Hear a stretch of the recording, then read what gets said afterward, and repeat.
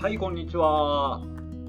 アダルト・チルドレンについての電子書籍作家自分探しイズムです。今日はアダルト・チルドレンの依存心について話そうと思います。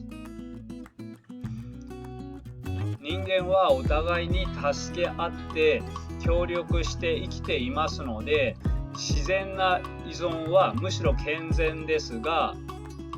ここで取り上げるのは愛されずに育った人の依存心、つまり病的な依存心を取り上げています。依存心は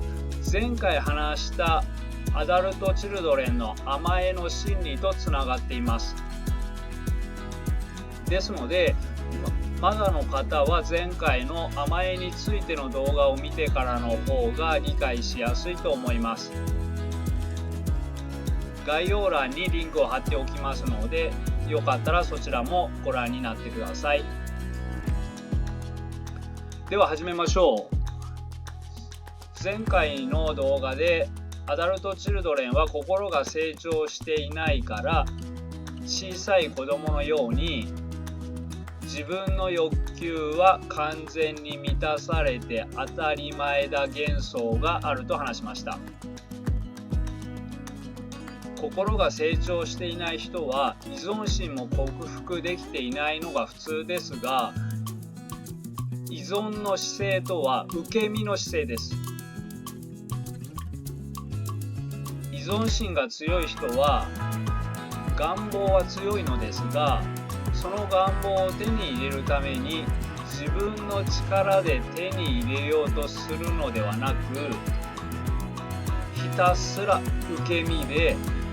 棚ぼた式に入ってくるのを強く望み続けます。これも根底に自分の欲求は完全に満たされて当たり前だ幻想があるのです。甘えの心理のままで生きていると依存心は強くなるし、逆にどっぷり依存していると甘えの心理も強くなります。この2つは関連し合っています。依存心が強い人はこのように甘えの心理もあるので、前回の動画と多少ダブるのですが、甘えている人と同じように心の中では相手への要求がものすごいです。普通の人の比ではありません。ああしてほしい、こうしてほしいがものすごく強いです。それをちょっと望んでいるというレベルではなく、強く強く望んでいます。願望が強ければ強いほど、それが満たされなかった時に怒りを感じます。もちろん自己中心的なああしてこうしては満たされないことが多いので、いつもイライラすることになります。でも依存心が強いということは、心理的に一人で生きられないということです。だから怒りを出して嫌われるわけにはいかないので、怒りは抑圧して生きています。抑圧とは認められない感情を意識から消すことです。なので本人は相手を憎んでいることに気づかないまま生きています。しかもこの1回だけではなく、毎回我慢しているので、塵も積もれば山となるで、怒りは激しい憎しみに変わって心の底にどっぷり抑圧しています。だからストレスがすごかったり、眠れなかったり、嫌な性格になったり、いろいろ問題が出てきます。例えば恋愛や配偶者との関係は憎しみの関係になってしまいます。ではこのような性質の人が恋愛をしたらどうなるのか考えてみましょう。まず最初に理解しておかなければいけないのは、ちょっときついことを言ってしまうんですけど、ごめんなさい。心が成長した人は、この人を幸せにしてあげたいと思って優しいことをします。依存心が強い人は、自分が嫌われたくないから、あるいは見返りが欲しいから優しいことをします。ここが一つのポイントです。依存心が強い人は愛していると思っていますが、それは愛ではなくて、相手を必要としている切羽詰まった気持ちです。相手が必要で必要で必要で必要とする気持ちがめちゃくちゃ大きい。だからすぐ会いたい。この気持ちを愛だと思っています。本当の愛はベクトルが相手に向いています。でも依存心の強い人が思っている愛はベクトルが自分に向いているのです。ここに気づかないと愛し愛される関係が長く続けられるようにはなりません。依存心が強い人は人に嫌われないように細心の注意を払える人です。つまりいい人です。なのに愛されないのは自分にしかベクトルが向いていないと気づいていないからです。質はいい人ですので自分を責めずにこのことを考えてみてください。依存心が強い人はこの性質で恋愛をしているので嫌われることがものすごく怖くて、相手の欲求を敏感に察知し、それに応えようとします。この姿勢だから誰と付き合っても何度相手を変えてもいつも弱い立場になってしまうのです。そして関係が終わった後にひどいやつにたげられてやんだという人がいますが、このように言うのは憎しみを抑圧しているからです。憎しみを抑圧していれば心はどんどん悪化してしまいます。大事なことは相手の自己中心性ではなくて、どうしていつも利用されてしまうのか、そして憎しみをためてしまうのかということです。依存心が強い人は相手が必要になりすぎていて嫌われるのが怖い、愛されたい、好かれたい、気に入られたいがものすごく強いです。こうなるとそこに意識が集中してしまいます。視野はものすごく狭いです。だから相手を見ていないのです。そこであなたを愛したい人ではなく、あなたを利用したい人に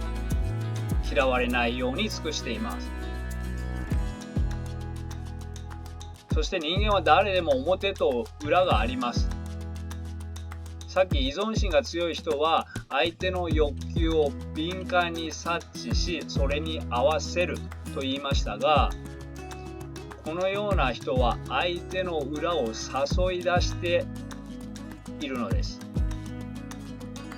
つまり相手の利用したいという気持ちを誘い出しているのです。そもそも視野が狭くて相手を見ていないから、心に問題を抱えている人に騙されるというのが一つ。もう一つは自分が相手の裏を誘い出して利用されています。だから相手を変えてもいつも利用されるだけで終わってしまうのです。そして依存心が強いということは防衛規制もすごいです。抑圧、投影、合理化などなどがすごいです。だから自分でも自分に嘘をつきます。依存心が強くて別れられないだけなのに、憎しみは抑圧して、あの人は私がいないとダメになると解釈したり、本当は大嫌いな人を優しいところもあると解釈したりしています。自分を騙して大嫌いな人にしがみついているのです。これでは心に問題を抱えている相手に私をもっと利用し続けてくださいと言っているのと同じです。相手にしてみたらこんなありがたい人はいません。次は病的に依存心が強い親について考えてみましょう。世話してもらいたい、養ってもらいたい、幸せにしてほしい、別れられないなどは依存心が強い人の特徴ですが、これは相手が自分より強い時です。相手が弱い時は、こうしなさい、こう感じなさい、なんでこうしないんだ、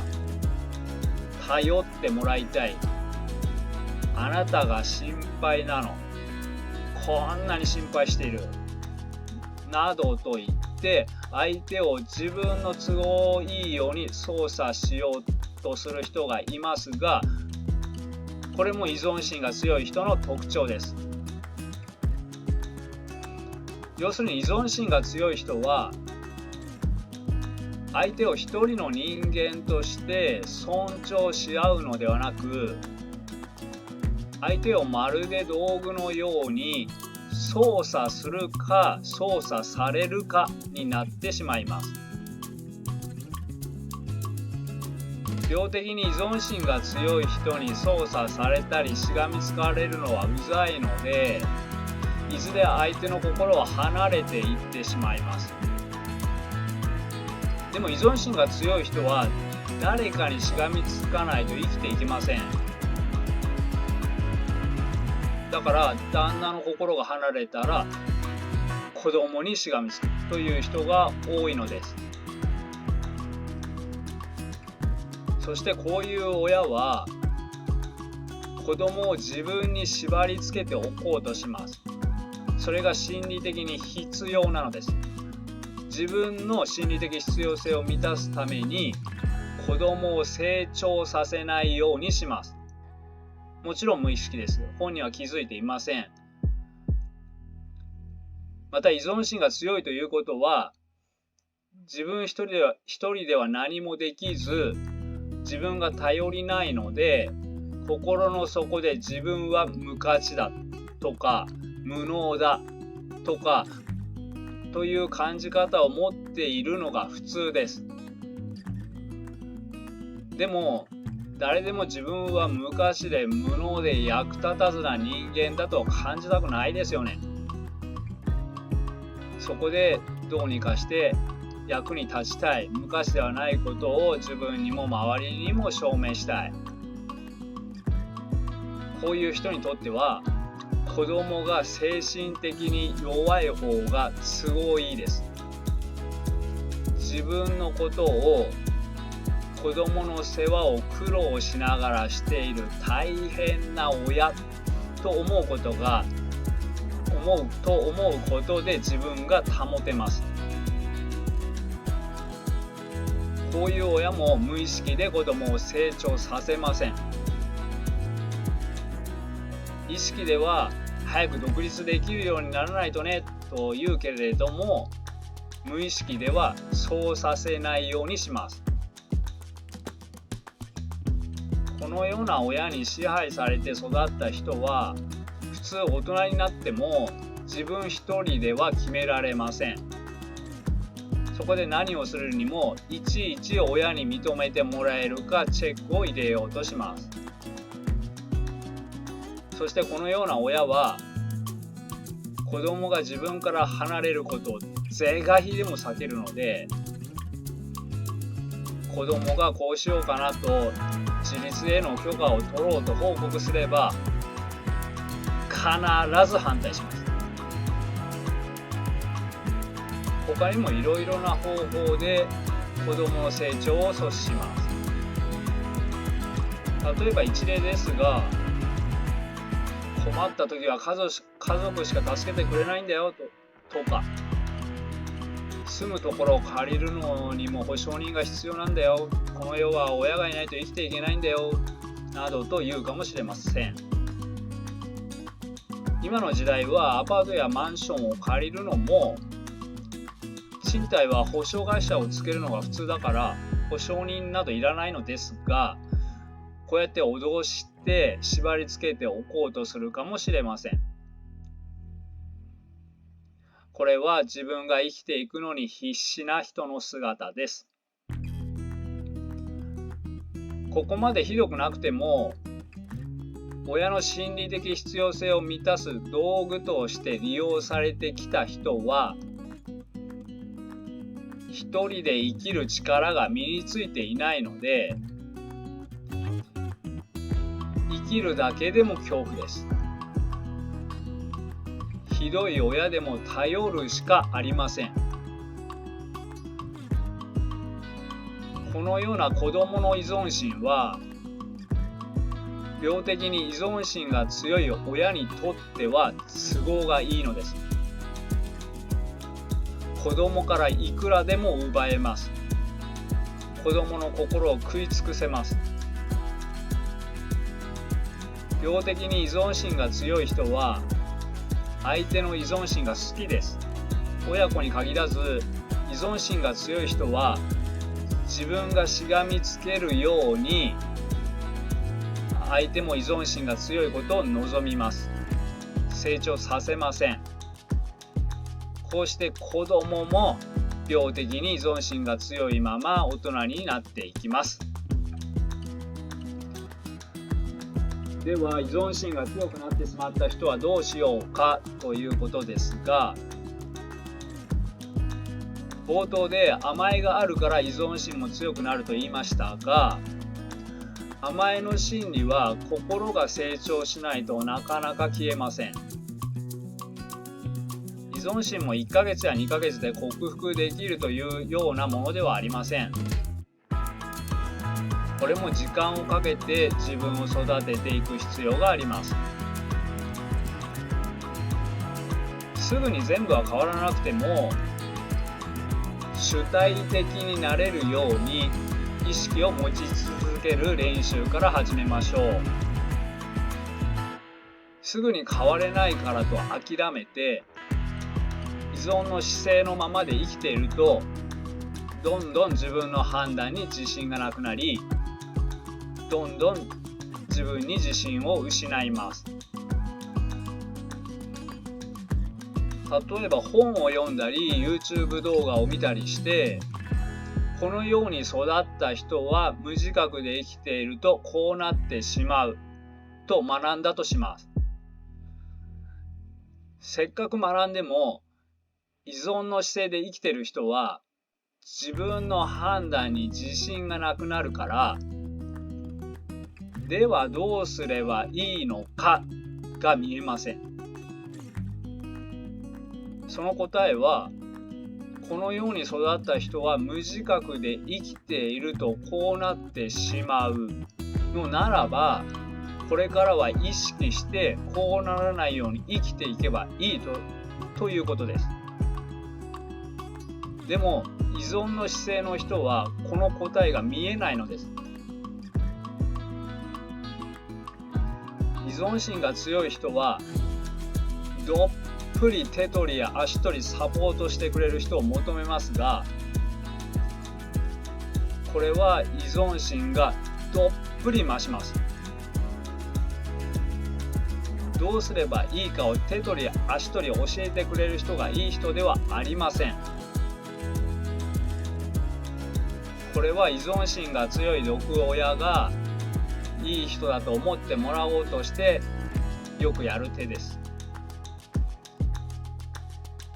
そうではなくて、どうすればいいかを自分で考えたと思わせるように、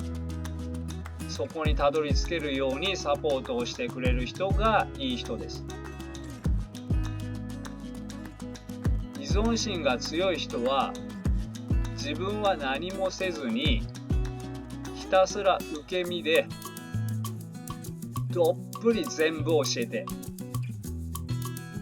代わりに全部やってという姿勢です。してもらおうの姿勢では回復できません。依存心が強い人は気づいていなくても考え方の前提がしてもらおうになっています。脳はこの状態だと働きません。だから何をすればいいのかもわからないのです。本気で自分でしようになると脳が働きます。自分でしようになるとあの手この手であれも試すしこれも試すので、いつか自分に合った回復方法を見つけることができるのです。生きづらい理由を教えてもらって自分で自分を治す、こういう姿勢を持つことが大切です。はい、ここまでにしましょう。今日のおさらいです。心が成長した人は、私はあなたを愛している、だからあなたが好きですという感じ方をしています。一方、依存心が強い人は、私はあなたが必要で必要で必要です。だからあなたが大好きですという感じです。つまり愛しているのではなくて、ベクトルは自分に向いているのです。そして愛情飢餓感が強いので、相手のがっかりした顔は恐怖ですらあります。逆に相手を喜ばせられると安心します。そこで自分を犠牲にしてまで尽くしすぎてしまうのです。本当は自分が愛されたい、尽くされたいがものすごく強いのに、いつも自分を犠牲にして相手に利用される側になっています。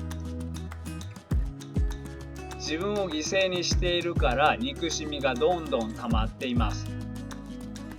さらに皮肉なことに、自分を犠牲にして尽くしているのに、ベクトルが自分に向いているので愛されないのです。ベクトルが自分に向いているということは、愛したいのではなく、愛されたいということです。愛したいベースの人は、愛したい相手、ターゲットがいて、その人を愛したいのです。愛されたいベースの人は、ターゲットがいないのです。自分を愛してくれる人なら誰でもいいのです。つまり相手を好きではないのです。その好きではない人に自分を犠牲にしてまで尽くしすぎています。それで愛してもらえるのならまだ少しはいいけど、愛してももらえずに利用され続けています。だから最後に心が壊れてしまうのです。自分を犠牲にしている、ベクトルが自分に向いているということは、強い人には自分を犠牲にしすぎて、弱い人にはしがみついているということです。まずこのことに気づいて、これからはなるべく自分を犠牲にしないことと、少しはベクトルを相手にも向ける努力が必要です。つまり操作するか操作されるかというお決まりのパターンを続けるのではなく、自分を犠牲にしない、相手も犠牲にしないという姿勢を身につけることが大事です。そして少しでも主体的に動けるようにする努力も必要です。それが愛し愛される人に成長していくためのトレーニングです。はい、では今日はここまでにします。なんか YouTube の解析を見たら、最後まで見ずに途中で離脱していく人も多いようです。それでもこうやって最後まで見てくれる人にはとても感謝しています。励みになります。ありがとうございます。また、高評価、コメント、チャンネル登録してくださった方々、ありがとうございました。今後もアダルト・チルドレンが生きやすくなるための情報を発信していきますので、仲間の皆さん、チャンネル登録をお願いいたします。では、バイバイ。